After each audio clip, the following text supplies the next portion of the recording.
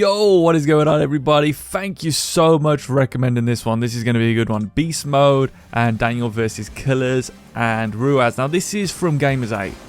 And spoiler alert, V1 did win. And they won it pretty dominantly at the end there, you know. There was some bits in between that were a little bit sketchy, but the ending, the finals, they really did smash Rw9 here. So, what we're going to look at is we're going to look at what makes Beast Mode so good, because I think in everyone's like, I don't know if he did, I don't know if there was, but he definitely is the MVP here. He ended up taking over from Daniels on the ones and sort of did really well against the formidable ones players. As someone who's not known as a ones player, Beast Mode was able to not just hang in there, but to actually really do a great job and win some games against some well-known ones players. So it's going to be interesting to see that. I mean, if you want me to go at length with this and do ones and frees and sort of go through version 1's journey, let me know. But this is the setup, guys. Okay?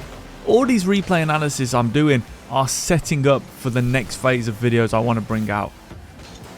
So, once you've watched this one, for example, or you've watched the Zen one, or you've watched whichever one we've done, I want you then to be able to link into a training pack and more of a short form version. You know, these replay analysis is lasting anywhere from 30 minutes to an hour.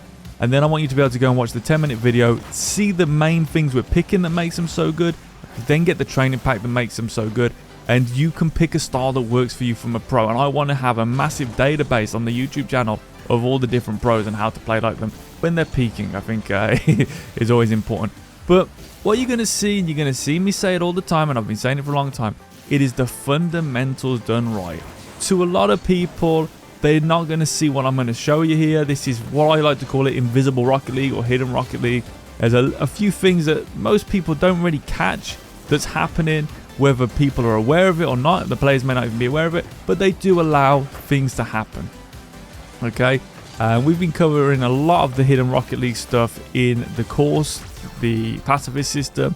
So if you want to find out more about that, send me a message in the Discord. It is a course to get you up in the rankings, to help you understand Rocket League from a fundamental sense. Okay, it's all of the fundamentals into a template, into a fundamental system, a blueprint that you can follow to help you improve at the game. And actually gives you areas where to actually work.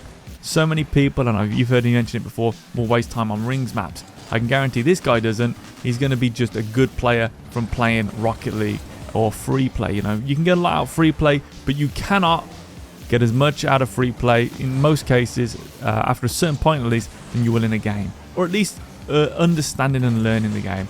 You'd be surprised. You take a mechanical player and you teach them a few fundamental skills, they're going to be really good. And Beast Mode is right up there with this.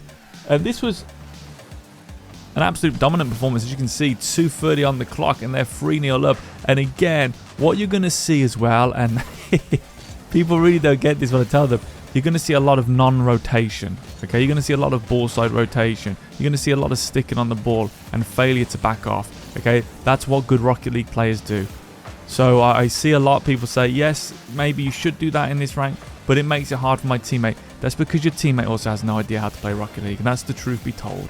Okay, a lot of people complain about people cutting into the rotation and staying on the ball. That's actually what you're meant to do.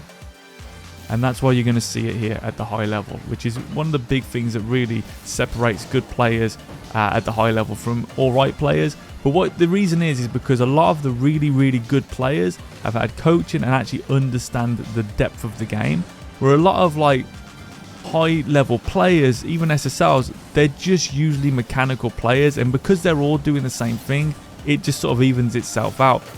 But you can take some really mechanical players, SSL players, and put them in here, and they're going to lose 15-0, quite frankly. And it's almost going to look like the pros aren't even doing anything.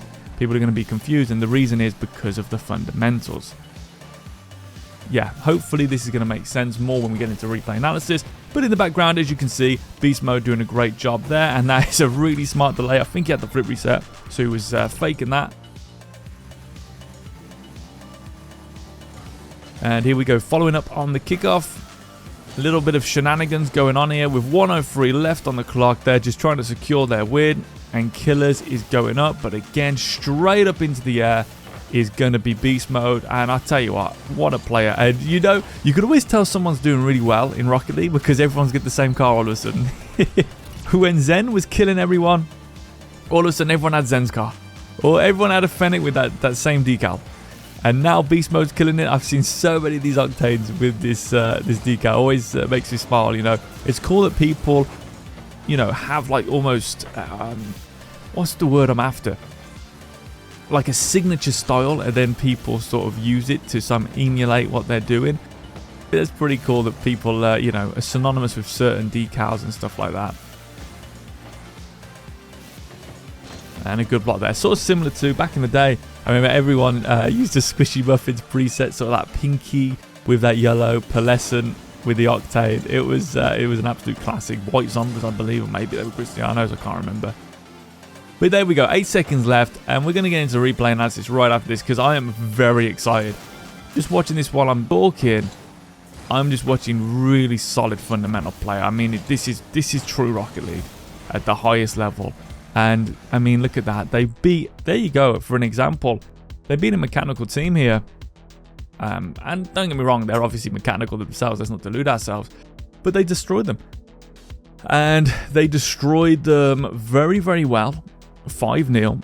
And not only do I want to point out here, they only had one more shot for an extra 5 goals, but look at the save difference. They actually doubled the saves, which is also an important thing to note because actually sometimes defense does win games. So let's get into this. Okay, so here we are at the start, and what you're going to notice is a bit of a soft follow-up here. Not too much of a big follow here from Beast Mode. Maybe didn't feel too confident in the kickoff, but instantly he's going to get over to that side. They've got to stack their pressure. They've won this kickoff, and they need to let this team know they are there. Beast Mode is following. Daniel going for the level 3 boost. I'm going to zoom out here. And the main thing you're going to see here is what I call good Rocket League. The first person that really brought this in and started to dominate with it was Fairy Peak. But now everyone does it. Well, everyone who knows how to play Rocket League does it. And that is, they don't leave the ball. So when Beast Mode comes in here, all right, he's stalking him. He's under the ball. And you're probably thinking, well, that's terrible. It's not, because Killers can't do anything with this ball. They've got to try and turn it around. It's never going to happen. Little single jump there, not flipping into it. Big deal that is. Okay, watch one of my older series, one of the 2s I did versus the Americans, you know, the live stream. I got to Champ 2, and I think I only did 4 jumps and 2 dodges all the way to Champ 2. I barely did anything. And so single jump in is very good. Not diving into things is extremely important. And this is the stuff I'm talking about. Most players would hit this and they would rotate, because everyone in Rocket League loves rotation, don't they? And what they do is they'll blame their teammate for not rotating if they lose. No, actually, it's your fault, because what happens here is a player with game sense like Daniel is not going to drive in to Beast Mode here. Okay? This is why people lose Rocket League when they've actually got a good teammate who knows what they're doing, is they will be right here. This is I want to go. It's my turn. It's my turn. Why? You've got a teammate right there. Well, where's your brain at? Okay? Just give him space like this guy. Smart player. That's all you got to do in Rocket League. If you see your teammate in front of you, they're the first man. Let them do stuff. If you're the second man, just wait. Wait for your moment. It's no big deal. Okay, so Beast Mode stays on the ball. And again, is he going to rotate? Of course he's not. He's got a brain. He's not going to rotate. He's going to stay on the ball. But, what? My world's crashing in front of me. I can hear you saying it. That's because you've been listening to the wrong people for too long. Good players don't rotate. They rotate when they have to rotate. They don't rotate just to rotate like you keep getting told. Hit the ball and rotate. Don't listen to that nonsense. Stay on the ball. Stop them coming through. Side flip. Fundamental movement pattern. Well played. Now he rotates. Why? Well, smartly, the side flip was into the middle. He didn't side flip at the wall and just get crushed. He side flipped into the middle. I mean, this is just really good fundamentals from Beast Mode, which is actually how you're meant to defend. When you're defending, you've either got a few choices. One of the first ones is, of course, to funnel the opponents into corners. Absolutely. But one of the others is, when you're taking side flips, you know, you really want to look to defend infield and block the path down the field. You can side flip this way, just be aware that could, depending on the second man's position, if you do side flip, I'm just going to get team colors here. the ball would bounce here, go to their teammate. If Killeers is waiting back, they've exposed the middle. So that's why it's usually safer to actually, when you're defending, you want to be, again, your nose should be anywhere from this angle all the way around the clock to this angle, and I am terrible at drawing. So you're facing any way in this direction. You're going to see this a lot from high level play, and the reason is because they can reload their challenges and they are defending in a situation that allows them to recover simultaneously. They are not diving in. Okay, that's the sign between, you can have great players that dive in, but it's because they know the timings. Okay, and we'll get to that later most likely, but I just really wanted to bring that out. That small thing that Beast Mode does is actually genius. Now he'll rotate, which allows Daniel to go in, and I don't agree with this from Daniel. Daniel's diving in here into the corner, and he's going to get beaten. Now thankfully Beast Mode gives enough space. Oh, look at that, doesn't dive in as last man, actually does a thing that we see from high level players, and we see you should do, which is called shadowing. So he shadows here, and that is so easy for him. Okay, you may be looking at this saying, but I don't have the mechanics, I'm plat 1, I don't have the mechanics for this. Still practice it, because what you guys do at the lower ranks, which then stays with you for life pretty much, and then you do it in Grand Champ 1, then you do it in Grand Champ 2, 3, SSL, and really you've not become a good Rocket League player. You've spent 10,000 hours working on mechanics. You could have got to the rank you're at in 2,000 hours. Is the absolute honesty, is because you are trying to skip stuff. So instead here, you will just dive on this ball. And if you miss, man, I was so close. I thought it was just gonna this. I thought it was just gonna that. Stop thinking. Stop thinking and go through replays with a pen and paper and tick off how many times you've dove in and it's been successful. And tick off how many times you haven't dove in and it's been successful. And I'm going to tell you, because I've done it, I've sat through hundreds of replays and I've done this, it's about 20% across the board in all different ranks. If you dive in, you tend to lose the outcome, you win the outcome, I should say, 20% of the time. Okay, across the board that is. So, because I guess the speed of movement and the diving in pretty much correlates with the ability of that rank. However, on the flip side, you don't really see this in the low ranks, so I don't have a wide range of statistics, but I can tell you that when you do this, you're upwards of 75%, and that is if you shadow instead. And there's a very good reason for that, because if you're shadowing, you know what you have to cover, and if you're shadowing, guess what you have to cover? It's this rectangle here called the net. Alright, now once you do a little bit of practice, you will be very good at being able to get anywhere around this net facing away. And the reason is because you're looking at a very small area. We're not giving you this size net, so you'd have to get really good at aerials. We're giving you a very small size net, which makes it easy to defend. Really, if you're a lower rank, guys, and again, this is why I want to do the whole pack thing, because I want to get a pack of this sort of shot, and you have to just practice driving away and double jumping, because this is really what you want to be learning as soon as possible. Okay, very simple. Doesn't look like it is, but it is. Trust me, this is very simple. Double jump there. Great recovery from Beast Mode. Lands in the net. And a great touchdown from Daniel, which allows Beast Mode to hit the ball high. Whenever you're trying to get a win, okay, whenever you're trying to do something good against the opponent, you want to put the ball high. This is why I always tell you guys, use flicks and stuff like that, and jabs, loads of jabs, especially when you're on offense, is because you're going to make the ball go high. A jab is often better than a shot because it forces the ball directly upwards, and a shot usually lands flat. So by putting the ball up here, Beast Mode has now forced Ruaz to think about the aerial. And this is extremely strong stuff. Ruaz has 100 boost here, starts moving backwards, the ball is now high. But because Beast Mode is directly under the ball, it would be crazy for Ruaz to go for this. Now, what's the difference between you and Beast Mode here? Well, I'm going to tell you. You're in ball cam. I would say 95% of the players in Champ 3 and under, you're looking at the ball. Grand Champ, low Grand Champ 1 as well, you're looking at the ball right now. This is another sign of a good player, and this is again a fundamental thing. So first he uses a fundamental in the shadow save. Actually, let's rewind. First he uses a fundamental by not rotating and sticking on the ball and cutting in the rotation.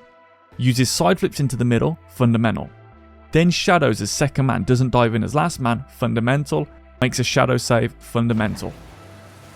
Comes forward here, hits the ball high out of defense to make it difficult for the opponents as they've been collapsed. That's another fundamental skill. Straight away, he's not in ball cam. Therefore, he just uses the white circle on the floor, okay, right here to gauge when the ball's coming down, but he can see the opponent. By staying directly under it, as soon as the opponent goes in, he just has to lean back, jump, and it's going to be a guaranteed touch for him because he's as close to the ball as he can get because he's directly under it. So his reaction, from his reaction to his actual hit, is going to be extremely quick. Hopefully that makes sense. And Ruaz knows this because he's played against these players, of course, because they're all high level, so he can't take the ball now. The reason why at lower levels they get away with this, and sometimes you go, oh, he's you know, all this shadowing and all this nonsense of playing it slow doesn't work, is because you're not doing exactly what we're telling you. When we say these things, vision rules all. And if you are champ free, Ruaz is champ free, he will dive on this ball and he'll get away with it, because let me show you what you'll actually see if you're a champ free player, and below you will see this. You will have no idea of your surroundings. And that's why it works. If all of a sudden you're here at champ free and now Ruaz turns, it's so easy for you to see him and go, yeah, okay, I'm just going to double jump and hit it. That's the, or you can turn away and then shadow save, but that's more advanced. Anyway, that's not here or there at the moment. So beast mode stays close to the ball and does an absolute brilliant job here of just touching the ball softly and doesn't do anything. He doesn't do anything. This is the best defensive player in the world in Ruaz right now. The best in the world. And beast mode doesn't do anything. He dives in. Diving in does not work. Mark that one down. Okay, we've had 2 dive-ins so far. Daniel dived in, it failed. Ruaz has just dived in and it failed. So far it's 0% for successful dive-ins. Okay, hopefully this will really help you click with this. So now he fakes it real easy because the opponent dove in. And now he cuts it and then does a handoff. In the pacifist system, this is actually one of our set plays. We do it a little bit more elaborately than this, okay, because it's extremely overpowered. So what I would recommend, and I'm not going to give it everything away, but what we like to do in our system is you would come here, you'd beat this player. Now, instead of going straight to net, which you can do oftentimes, you can actually, instead of getting this extra touch here, you can loop round. Daniel's more central, waiting on boost pad 2. And you can come here and you can get the handoff there into a jab, into a finish. But this also works. So great move here. Again, Daniel filling the lane nice and central. Side flip in, real easy, gets the finish. Well played. And again, just to know, actually, one last time, just for the giggles. Let's just see what Killeers does. Has to dive in. You know, that's the thing. It's so easy to beat someone who dives in. Even like there, he's pretty much been forced into it. Could he have shadow? Possibly. Beast mode's actually going to go for the back boost, which isn't usually what you want to be doing. You want to be following up. And again, though, I gotta say, beast mode, bloody hell. Okay, right, I said about Zen being good. This is fundamentally perfect play from beast mode.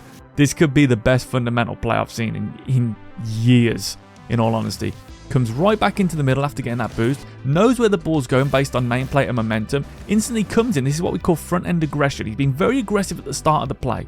He hasn't slowly trickled in, now he knows he's the first man. He's gone in there early, but he's shadowed away. Well, hold on a second. I got told you have to dive in. They don't know what they're talking about. Just shadow. Just shadow. I've been saying it for years. And then you can challenge in a way that is safe because you're facing your own net. He opts for the half flip challenge here. Absolutely fine. Recommended in this sort of situation. Or drag with the energy, cut into the middle and go for a hook shot, drop off. Okay. Could that be even more powerful? Absolutely. Okay. When these guys get to that level, they're going to be really special. So what you'll see here is beast mode comes in. Now, if he was the best ever, he would notice this. He would stop, let this ball roll. He would now drag this ball into the middle for Daniel. Daniel would have seen this come in because they would have been on the same page if they were using something like, you know, sort of an actual framework. And they would have had their set play here. There's an open net. When players start implementing that, we're going to see a different game of Rocket League. But right now, they're still a little bit clouded, in my opinion. Okay, say what you will. But the half flip's a good idea anyway. But look at this. Now, most people will go half flip here.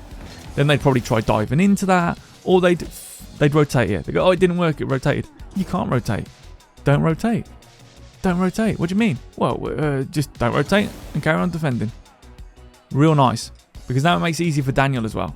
My teammate is going to block it down, and now I can get on the end of this ball instead if I need to. Well, good idea from Daniel. Shadowing, Ruaz dives in. This isn't going to be good times for them. So as first man, you have to be blocking this. You have to be getting up. You have to be putting a hand in the face with the hover. You have to be directing the ball out of the center. Perfect play from Beast Mode, almost. Okay, comes down here, and again, he is now forced into rotation. He is now having to rotate. Beautiful. Plays for the boost here, takes this ball, tries to touch it as softly as possible and then accelerate. So he's trying to rhythm break there. Not a bad idea. Did he go too early? I mean, what could have been really, really good there was to empty jump, but Ruaz is thinking of turning. That's what's put him off. But yeah, nice play from Daniel there, trying to just back him up with bumps. And unfortunately, they do lose possession of the ball there. So definitely could have done something else. And again, notice he hasn't dove in here. Hasn't dove in. Beautiful. Okay. Doesn't dive in. Doesn't dive in. The whole time, not diving in as first man. Oh, but wait. First man dives in, and that's how they get played for the ball to second man. What are you talking about? Why are you acting like you're stuck in 5 years ago when no one knew what they were talking about with positioning? The game has changed. It's time to upgrade yourself and stop talking about mechanics. You know, I'm fed up of hearing people, I'll learn game sense later. You won't. You will not. I see Grand Champ 2s, I see Grand Champ 3s. They have zero game sense. So you've got two choices. You can either spend 10,000 hours in free play trying to get good mechanics, or you can just learn the game in about 1,000 hours and be the same rank as someone who spent 10,000 hours. Now you've got 9,000 hours. Do whatever you want, I don't care. That's the reality of the game. I'm fed up with people thinking they'll just learn game sense. That you just don't learn game sense. If I told you all of a sudden tomorrow that you've been walking wrong, okay, you go, well, I've got the strong enough muscles, I'll be able to fix the... You won't. It's so hard to change things like that because you've done it so much. I don't know where the common sense is. So, right here, great stuff. Why is this so good? Because Beast Mode is defending in a manner that moves towards his own net, which means if it goes bad, he can recover towards his own net. Wow, that's a pretty simple concept, right? Yeah, it is. So don't dive in, okay, because so far still in this game, we've seen, and Ruaz dove in, so that's 3 dives, is it? 4 dives, all unsuccessful.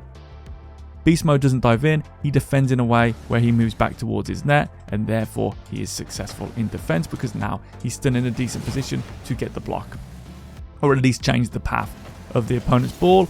And wait a minute, what have I just seen here? I'm going to throw up if I'm most coaches because I've got 2 players in the blue team and they're in defense. Someone has to challenge that ball and make the first man throw it out of their hands. What are you talking about? You are absolutely off your head. Of course you don't. He's going to try and shoot, isn't he? We've got this mad obsession with trying to get the first man to throw the ball away. They are going to do that anyway. Why are we... I can't get my head around it. So yeah, good play. 2 players in defense. Absolutely fantastic. Exactly what you should do. That's called playing Rocket League properly. And great defending. Really good defending. They played it into space so they can grab the big boost. And again, nice hover here. This is really smart. Even though he's got a bit of forward momentum here, he's going to win this one because Killeers is trying to push this upwards for a start. But secondly, again, he knows where the ball's coming. So if you actually look at this from Beast Mode's perspective, well, from the side, I should say, look at the height of the net. And then here, he's defending just around the top of the net because he knows that this is really last chance saloon for a double touch.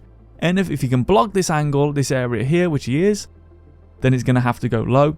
And he is going in for that. It's a brilliant play. Obviously, that takes a while to get really good at that. But that's essentially what he's done, which is why he can dive it. Well, he can front flip there and get the win. Forced into rotation here. And he is because he's just got boost starved. So it makes sense to rotate. And Daniel can pick this up. Okay, so right here, Daniel actually doing a good job shadowing here. But then, of course, hey, look at our old friend jumping in. Dives in. And that is 4 dives, 4 misses. So unsuccessful. People say, yeah, but okay, he didn't hit the ball. And none of them have so far. So that's 0% on 4 divings. Or 5, I think. But he's made him play it away. If he backflips here, he's going to play it away. If he faked the turn and half flipped here and started driving back towards net, he's going to throw it away. He's going to throw it away regardless if you put a little bit of pressure on him. Don't have to full on commit yourself. Beast Mode here. Trying to put it high. Trying to, again, smart player. Such a smart player, Beast Mode. Puts it high straight away. He's like, all right, I'm going to put that high.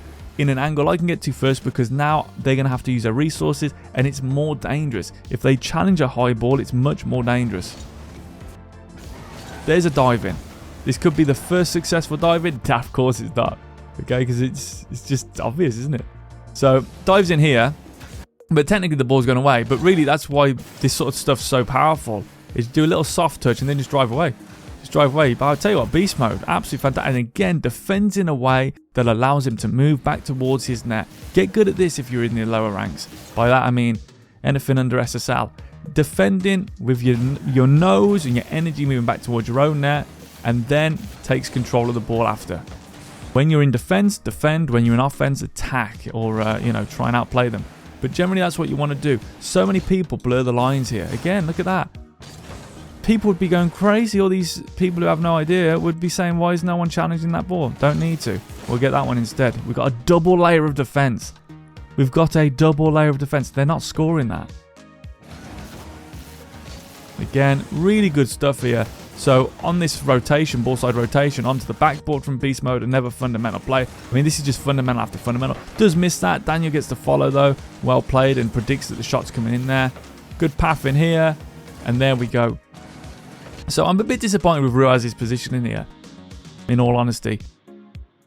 What I see from Ruaz is a player who's an excellent 1v1 goal line defender, but his corner stuff in these situations in twos isn't where it needs to be at this rank, in my opinion. You never want to be grounded in the corner, in your own corner, because you actually give them an opportunity.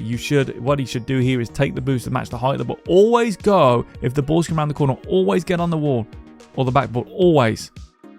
There's no excuse not to. You still get the boost, because now if you challenge this, the problem you've got if you're Ruaz here is you are on the ground, which means your hitbox is low. And because Daniel's really good at the game and he's very smart, what he's done is he's took off from the wall, which now puts him in the central location of the hitbox on the ball. If you watch this, see, he comes off the. It's a genius play from Daniel, because now he's right in line with this ball. He's going to hit the center. Ruaz is grounded. When the collision happens, it's going to pop up into the middle. So this is why you should always grab this boost and get on the backboard, turn away. Or if you really want to challenge, come onto the backboard. I don't know if you guys can see this.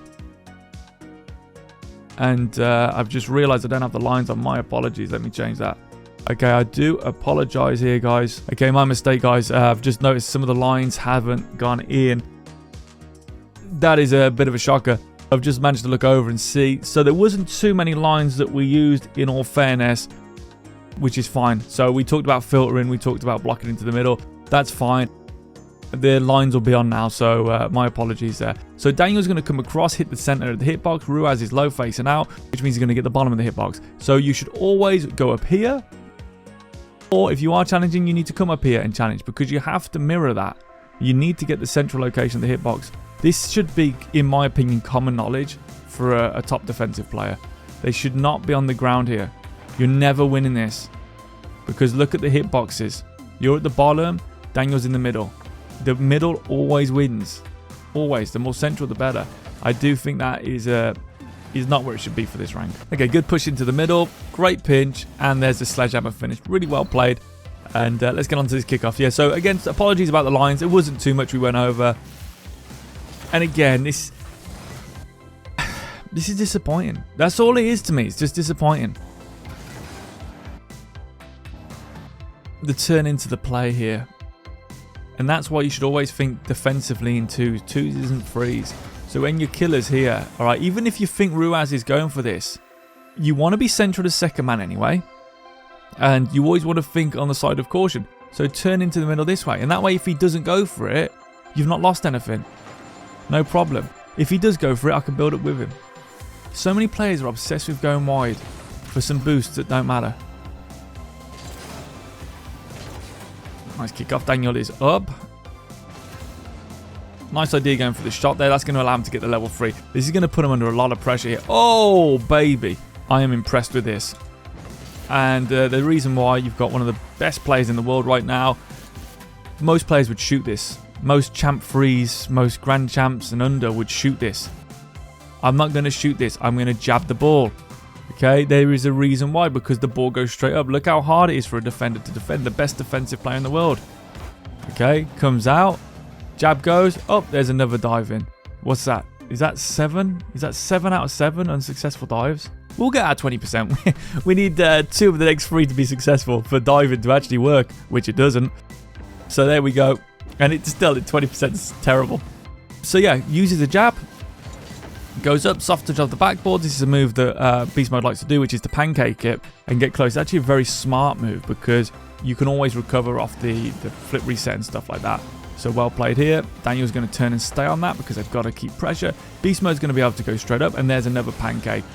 A little bit harder than he wanted, I feel, which has thrown him in. Did he need to go for this? It's definitely worth going for this one, in all honesty, because he could do a plethora of things here if that was a bit softer. And, you know, you're forcing Ruas to defend as opposed to take control there as a defender. Daniel is in a 2v1. And look at why, again, these guys did so well. Daniel's in a 2v1. Does he dive in as last man? No, because he understands Rocket League. So he just shadows it. And it's really easy to do this because he's only got to defend the rectangle. He just has to defend the rectangle. Okay, if more people thought like that and thought about this game, the game would be so easy. But everyone's rushing around. So, yep, just literally shadows the whole way. And look at this from Beast Mode. And, you know, he's been great all game. Dives in. All right. There's a never unsuccessful dive. Is that straight in? So this is why, again, this actually might be a good one from Daniel's perspective. So, okay, Ruas didn't get above the ball again here. So Daniel didn't actually have to get up to this. But what we're seeing here is Daniel takes control, and this is extremely important because Daniel's able, and again, this is on the offense where you don't want to be circling around this backboard for hits unless you know you've got space for a drag back, or you're going to leave it for a come to daddy, because if they challenge on the inside to outside, they will win that 50 and it will go towards the net. Good follow. Let's get back to Beast Mode's perspective. And here we're going to see a hover, hand in the face. And beautiful work again from Beast Mode. Even though he doesn't get the hit, he does what's needed. And what is needed as first man here is to hover in a way that takes his momentum towards his own net. He is defending towards his own net. That way, if it doesn't go well, which it doesn't, he lands right ready to defend again. This is what so many players are missing. And this is why I'm telling you the defense is an absolute joke and an embarrassment, in my opinion, in Grand Champ 2 from what I've seen so far this season. Okay, and that's just Grand Champ 2. It is nothing like this. Everyone is forward diving. We have had 8 dives in this game so far. We have had 8 misses in this game so far from dives. Why are we still doing it? Beats me. There's the first successful dive. So now we're up to, well, that's what's that, 9 and a 1. So, yeah, we're at 11% success right here. So, it makes sense for Beast Mode to go on this because this is the most dangerous ball in the game, pretty much, when it gets centered into the middle like that. Ruas takes control. You can't let him take control, but the ball is above his head, so it is worth diving there. Geniusly, though, what I will say about Beast Mode, what I really like about this 50, is he knows that Ruas' option, his only option is to go upwards. So what he actually does is he leans his hitbox forward, as you see, which makes his hitbox change. So if he just dives in like a lot of players do with this hitbox, the ball will go over the top. But instead he leans his car like so, and now the ball would actually hit that and deflect upwards. So very smart play if they went for the outplay. So that thing, if you know the rules, you can break the rules. Really nice here. Great use of drift into side flip, power slide into side flip.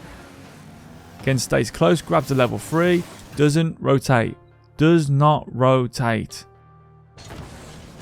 Doesn't need to rotate. Does he need to rotate? No. Gets the boost. No need to rotate. No need to rotate. Goes onto an inside shadow, and I'm going to hit the ball back. I am going to take control. If I rotate, like everyone else does, then Daniel is forced into diving in, or he's forced into a 2v1. If I stay with it, I can control the ball and prevent the 2v1. Even if it means I'm hitting it back towards my own net, that is going to be too strong for them to do anything. Okay, and Daniel can then take control there. Smart play. Don't be afraid to take the ball back. This is what the whole pacifist system's about. Being willing to take the ball back. Because you are safe. You are safe with space. So I'm not a massive fan of this from Beast Mode, because if this does go wrong, then he's going to be in a world of pain. Thankfully, though, Ruas is just going down the line. And the other sort of thankful thing is Killeers is just dove in. Dive number 10. 1 successful dive. 10 dives, 9 unsuccessful. This is actually a 10% success rate on the dives in this particular match. Oof. Maybe we don't do it no more. I don't know. Could he have done something else? Let's see. Yeah, of course he could have. Okay, first of all, you don't want to dive in with nose forward because it's your smallest hitbox. He could have jumped and turned and used the side of his. He could have faked it. They could have took control later on. Anyway, he dives in. That means he's out the game, which gives Beast Mode a freebie. Good save by Ruaz, which is, you know, he is very good at this in front of the net defending. And we're going to see here, whoa, Daniel, they tell you not to do that again. Daniel's not going to rotate here because he knows how to play Rocket League. So he's actually going to go back and re-challenge the board in a way where his nose moves back towards his net. That way, if it goes wrong, he can re-challenge. If it goes right, if it goes wrong and he can't re-challenge, guess what? He's back in defense, so he gets a free shot at it. And now they can have another defensive attack. Real basic fundamental stuff that got lost a long time ago for everyone that isn't pro because they haven't had any good coaching. Good stuff here with the boost grabs from Beast Mode. I can't tell you how good, impressive this player is, Beast Mode. Ball's in the corner. Remember what I said about if the ball's in the corner? Look what Daniel does first of all. If the ball's in the corner, you should always be on that sidewall. There is no reason to be on the ground. You have to be on the sidewall to win the 50. The only problem here is Daniel's gone first, which means he's jabbed it over his head. Beast Mode, though, he's already seen that coming. Because they're both in the corner, you've got to get higher or match the height of the ball. He does that, which means he gets the free space. Just very fundamental defensive shell position. And this is why if you know how to defend, the game's really easy. Especially when you've got 2 players who know how to defend, because you've got a double layer of good defense over and over again. Good job looking for the demo there. Forcing the 50. There's again the pancake squash from Beast Mode, which he does like. Really likes to use that to stay close and be able to half flip out of it. Daniel playing the ball forward, staying with it. This is really good from Daniel, right? So what a lot of players do wrong, and this is why you've got to be mechanical to do this, obviously. But you really want to be mechanical before you even try to do this, because a lot of lower ranked players will just hit that way and fall down, which is the worst thing you can do because you're going to hit the ball downwards and you're going to be in the air. You've took yourself off the field. What Daniel does is he actually gets under the ball and tries to re-lift it. That way, he's able to land on a surface before the ball hits the ground.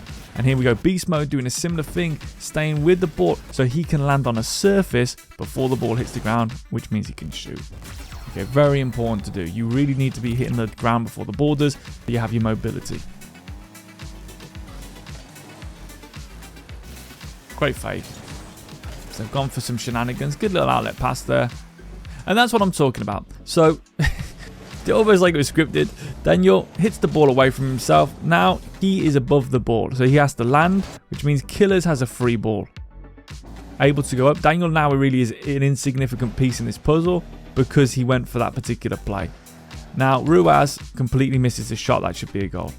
So just from Daniel doing one play that hit the ball to the ground before he could land, that's an open net at this level. Ruaz should have scored this, but he doesn't. So, you know, but the opportunity was there because of that. Again, look at Beast Mode. He's hovering. And even here, right? Even here is the first man now as he's been switched over. He's not throwing himself into this ball. We see his trail is slightly forwards, but he's not throwing himself into it. He actually lands not too far from where he was, which is good for recovery if needs be, which it does. So he's able, there we go, to get this boost and take an open net. All because he didn't fling himself forward. He thought about his recovery and defense more important than the offensive play. Good boost grab and good take. And really, you don't expect these misses at this level from Ruaz. But, you know, when the lights are on, he's trying to wave dash thing. Maybe something basic would have worked there because, I mean, Daniel's in an awkward spot. But that happens, you know. No one's perfect. And this is why you shouldn't be so hard on yourself. You're going to see a lot of mistakes from these players. But I've got to say, Beast Mode, in my opinion, if you had to mark it down, he's the most fundamental player on the pitch. And that's probably why these guys are doing so well. I mean, look. Beast Mode, 887 points. 4 goals, 3 assists, 3 saves, 1 assist, you know. All from fundamentals.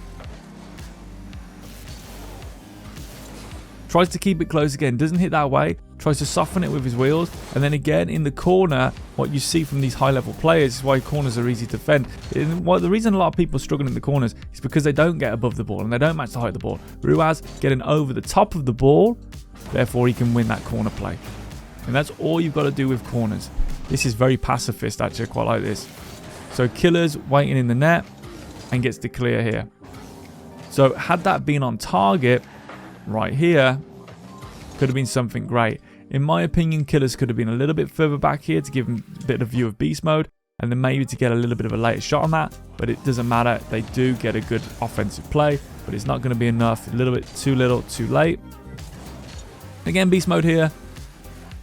Takes the ball upwards and over, stays with it. The high level players will stay with the ball, not throw it away. And moves into this position. And actually, I want to say, if you look at the defensive play here from Ruaz, this is a much better play from these guys. Okay, even though you could say that's diving in, what he does is extremely mechanical. Is he actually realizes, I've been way too aggressive through this game. This has cost me dearly. And if you've watched Ruaz recently, when he played Mox, he's just diving in so much. And I don't know if that's come from his freeze, but it is making it hard for him to do his 2s and 1 stuff. He comes out here and he's starting to challenge. He's coming to challenge. Then he realizes it. He's actually boosting back out so that he can recover with the challenge. So that the challenge, he moves with the challenge. Move with your challenges. Good touch. Hopefully he gets space. Going to try and go up. Beautiful play from Daniel. First man, hover. Always hover. Even if it's a fade, just get up and hover, right? As soon as they start a bounce dribble, right, gotta go up. Gotta go up and get above that ball. Start hovering, keep high, because then we force it low. For a defensive second man, this is a much easier game. Right now, I know the ball can only go low. Perfect. Much easier. Good teamwork.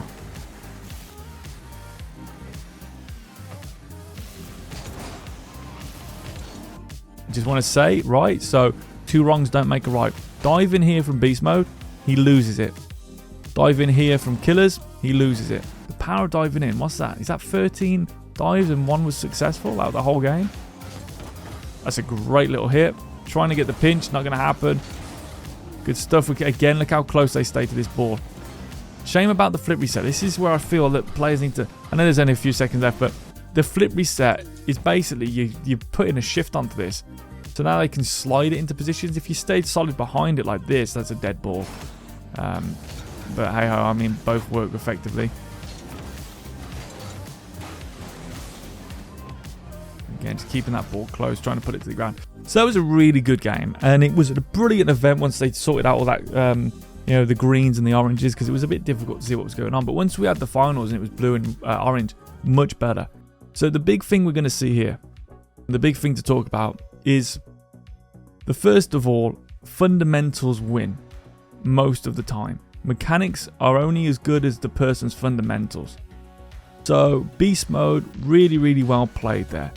You'll also see challenging with the momentum of the ball, as in towards your own net, which is a shadow challenge, as opposed to diving in. Diving in, we had 14 dives in this game, 1 of them was successful. Very important to notice that, and this is high level, and these guys are good at diving, and it doesn't work. Okay, the players are going to give the ball away anyway. In the corners, match the height of the ball, get above it. Look for passes in field. Always hover and get a hand in your face as first man. And remember, just don't rotate. Stay on the ball until you absolutely have to rotate. Not when you feel like, oh, maybe this is where they... If you're second man, give your first man space for this exact reason. That's how you play Rocket League. Hopefully that helps, guys, you know. It is, again, the fundamentals. I've got to say, Beast Mode, all these guys are amazing. You know, really good players. Beast Mode, especially in this game, was the most fundamental player out of the whole game. As far as his shadowing, his front-end aggression, just all looks so clean. And that's really why he was the MVP. So, yeah, really do appreciate you recommending Beast Mode, because it was actually probably the best Rocket League player I've seen in a while, in all fairness. So I'm really, like, best Rocket League player I've seen in a while. So I really did enjoy watching that.